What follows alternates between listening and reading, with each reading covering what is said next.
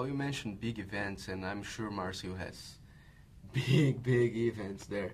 And at the same time, it seems for us that are outside that the pastors, especially you do not get caught up preparing big events. You focus on what you're called for. Mm-hmm. And what I see in Brazil is many times pastors, they just spend most of their time preparing events instead of praying and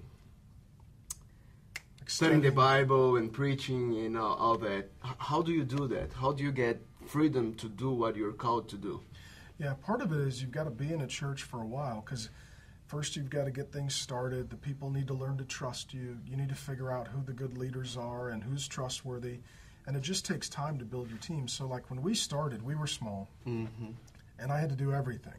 Mm-hmm. And then over time you get a few leaders and it grows, and over time you find out some of your leaders aren't that great, so you need to get some new leaders. But having been at the same church now for 14 years, I've got good leaders in all the key positions, but it's taken a long time.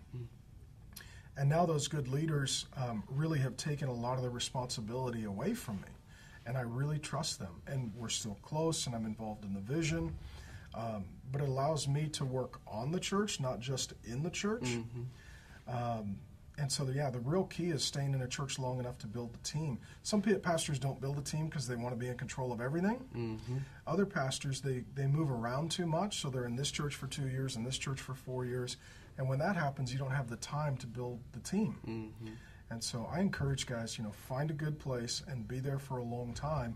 And over time, you'll build your team. I mean, when we started, it was literally just me. I set up the chairs. I went to the copy store and photocopied the bulletins. Mm-hmm. I helped set up the speakers and the sound system. I greeted you at the door and handed you your bulletin.